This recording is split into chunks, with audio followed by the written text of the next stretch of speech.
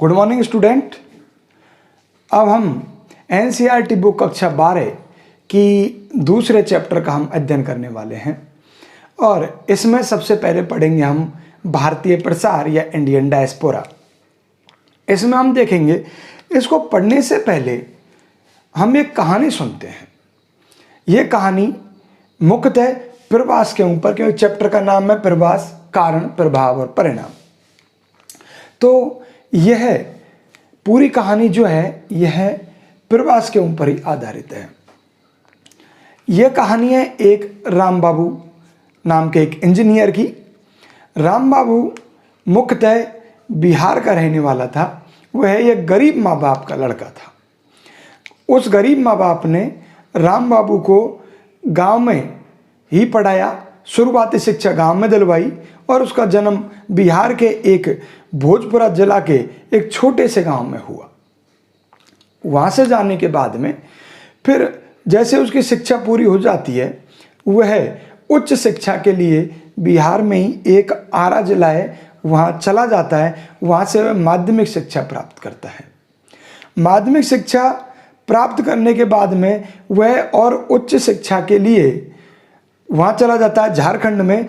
झारखंड में एक सिंदरी नामक जगह है और सिंदरी नामक जगह पर जा कर के वह अपनी इंजीनियरिंग की पूरी पढ़ाई करता है।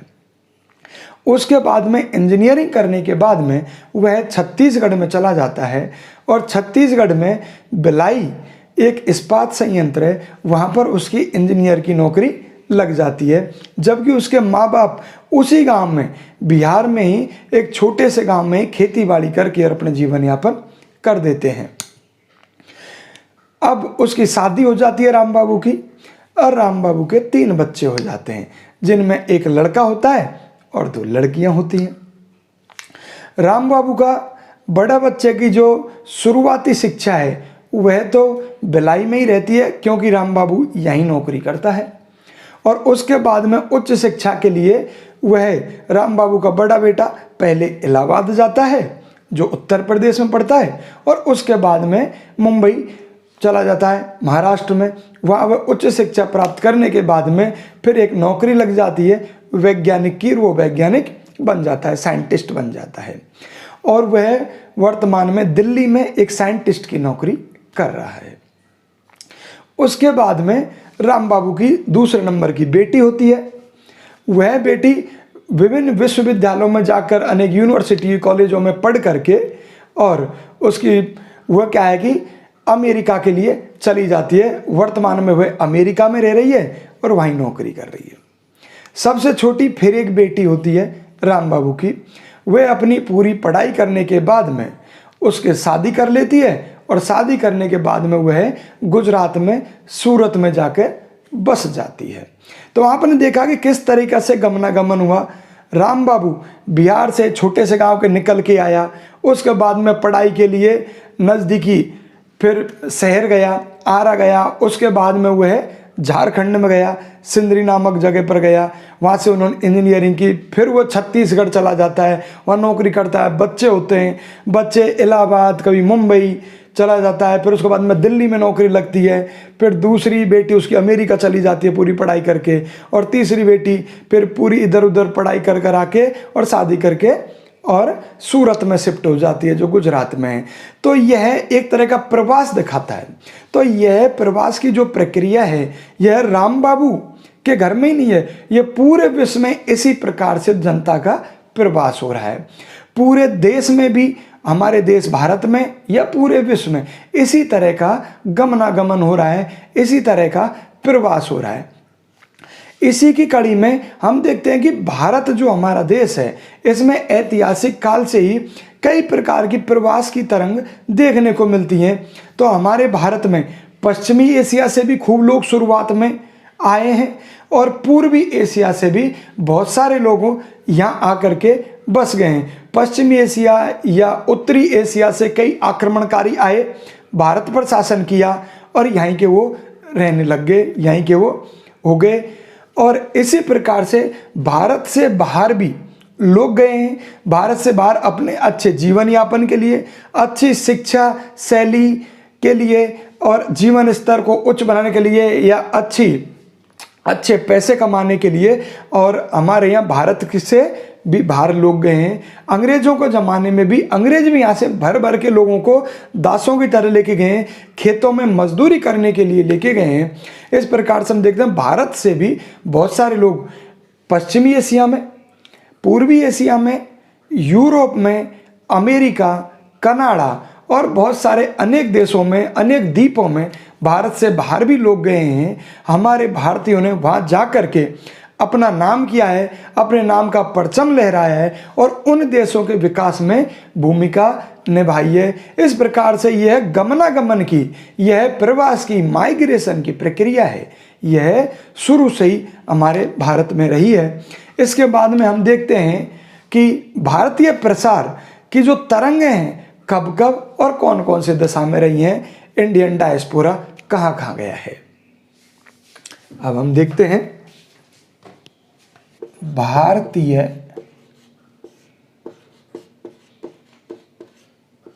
प्रसार।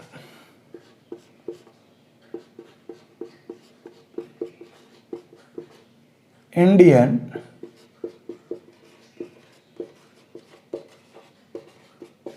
डायस्पोरा कि भारतीय लोगों का प्रसार किधर किधर कहाँ कहाँ हुई है, कौन कौन सी तरंग इसमें रही हैं प्रवास की, इसके बारे में अब हम जानकारी करते हैं। उपनिवेश काल की बात है। उपनिवेश काल में या ब्रिटिश काल में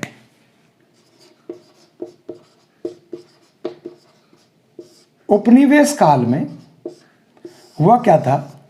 ब्रिटिश काल की बात है जब यहाँ पे अंग्रेजों का शासन था। तो ब्रिटिश काल में अंग्रेजों के द्वारा बिहार से और उत्तर प्रदेश से बहुत सारे लोगों को यहाँ से बंद करके यूपी से और बिहार से, यहाँ से बहुत सारे लोगों को काम के लिए बाहर ले जाया गया और बाहर मॉरिशस, कैरेबियन द्वीप, कहाँ ले जाया गया, मॉरिशस में, कैरेबियन द्वीपों में, कैरेबियन द्वीप, यहाँ कैरेबियन द्वीपों में छोटे छोटे देश हैं, ट्रिनिडाड, टोबैको, इन देशों में अंग्रेजों के द्वारा काम करवाने के लिए भारत के यूपी और बिहार से लोगों को ले जाया गया। इसके बाद में फ्रांस और जर्मनी के यहाँ के जो विदेशी आए थे भारत में, वहाँ के लोग भी यहाँ से रीयूनियन द्वीपों की तरफ हमारे यहाँ के देश के लोगों को लेके गए थे। और डच और पुर्तगाली भी गोवा, दमन, द्वीप, यहाँ से जो डच थे और पुर्तगाली थे, गोवा से दमन और द्वीप, यहाँ से लोगों को ये ले गए।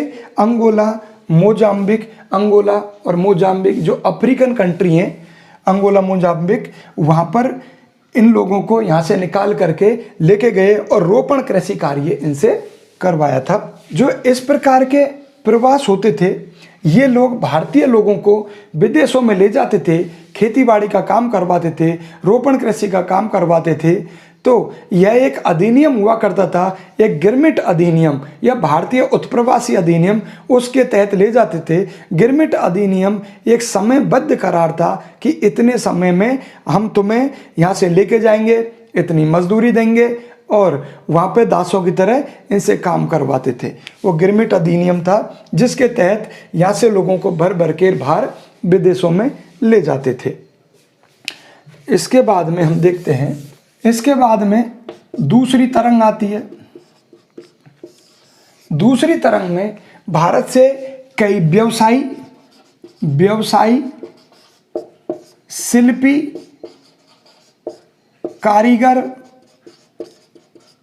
और ये जो मजदूर थे, ये लोग भारत से बाहर गए। ये लोग भारत से बाहर नज़दीकी देशों में गए, जैसे थाईलैंड गए, ताइवान गए, इंडोनेशिया गए, मलेशिया गए, म्यांमार गए। तो ये व्यवसायी, शिल्पी, कारीगर, मजदूर जो दूसरी तरंग में थे, ये थाईलैंड, ताइवान, इंडोनेशिया, मलेशिया और म्यांमार, इन कई देशों में ये लोग गए और इन लोगों ने वहाँ जा कर के मजदूरी करी और अपना जीवन का बहुत महत्वपूर्ण हिस्सा इन देशों को दिया। इसी बीच में 1970 के दशक में जो एशिया में, पश्चिमी एशिया है और मध्य एशिया है, वहाँ पर तेल की वृद्धि हुई। तो तेल की वृद्धि हुई मतलब तेल निकला वहाँ पे, और बहुत ज़्यादा तेल का जब उत्पादन हुआ तो इस कार्य को करने के लिए वहाँ के जो तेल के व्यवसाय थे उनको बहुत सारे मज़दूरों की ज़रूरत पड़ी। तो उन मज़दूरों की ज़रूरत पड़ी तो यहाँ से मज़दूरों का आयात किया गया भारत से, और यहाँ से जो अर्धकुशल और अकुशल जो मज़दूर थे वो सारे लोग भारत से पश्चिमी एशिया की ओर गए। इस प्रकार से भारत से क्या है वहाँ प्रवास हुआ। और इसी प्रकार से 1960 के बाद में जो हमें ये तीसरी तरंग देखने को मिलती है, और 1980 तक या 80 के बाद में भी यह हमें तीसरी तरंग देखने को मिलती है, जिसमें डॉक्टर, इंजीनियर, संचार से जुड़े लोग और प्रबुद्ध जो पढ़े लिखे लोग हैं, सॉफ्टवेयर इंजीनियर, डॉक्टर, इंजीनियर, संचार से जुड़े हुए लोग हैं, इनका प्रवास इस बीच में हुआ था। ये अमेरिका गए, कनाडा गए, यूरोप के अनेक देशों में गए थे, फ्रांस, जर्मनी, उसके बाद में ऑस्ट्रेलिया, न्यूजीलैंड, इन सारे जगहों पर ये लोग जा कर के बस गए और इस प्रकार से भारत से यहाँ प्रवास हुआ। और 1990 के बाद में जो 90 का दशक था, 1990 के बाद में भारत में उदारीकरण हुआ, और इस उदारीकरण के दौर में भारत से उच्च शिक्षित लोग और उच्च कुशल लोग, ज्ञान आधारित प्रवास हुआ। यहाँ से लोगों ने विश्व के अनेक देशों में प्रवास किया, और प्रवास करने के बाद में जब ये जिस देश में गए, इन लोगों ने वहाँ जा कर के विदेशी जो देश हैं उनकी अर्थव्यवस्था के विकास में बहुत सारा योगदान दिया। ऐसा बताया गया कि भारत से इस दौर में विशेषकर ज्ञान आधारित प्रवास हुआ और इन्होंने उन देशों के विकास में बहुत महत्वपूर्ण भूमिका निभाई। इस प्रकार से हमारे देश से जाने वाले लोगों ने विश्व के अन्य देशों में जहाँ भी हो गए अपनी संस्कृति लेकर के गए, अपना ज्ञान लेकर के गए और उन देशों के विकास में काफ़ी योगदान दिया। इस प्रकार से यह था भारतीय प्रवास की तरंग, जो उपनिवेश काल में रही पहली तरंग। उसके बाद में ये हमने देखा कि 70 के दशक में जो तरंग रही व्यापारियों, व्यवसायियों की, मजदूरों की, और उसके बाद में ये 90 के दशक में फिर ज्ञान आधारित प्रवास हुआ। डॉक्टर, इंजीनियर, सॉफ्टवेयर इंजीनियर या जो संचार से संबंधित जो ये प्रवास हुआ, जो विश्व के विकसित देशों की तरफ प्रवास हुआ, जहाँ हमारे देश के लोगों ने वहाँ जा कर के उस देश के विकास में काफ़ी योगदान दिया। इस प्रकार से यह भयानक या बहुत बड़े स्तर पर प्रवास हुआ और यहाँ से लोग गए और ये अपनी संस्कृति लेकर गए, अपने ज्ञान आधारित ये दिमाग को लेके गए और वहाँ जाकर इन्होंने विकास में योगदान दिया। यह है प्रवास नामक जो अध्याय है, इसकी ये प्रस्तावना थी कि किस प्रकार से भारत में प्रवास की तरंग रही है, किस प्रकार से भारत से प्रवास का गमनागमन हुआ है और आवागमन हुआ है। आज का टॉपिक हम यहीं समाप्त करते हैं।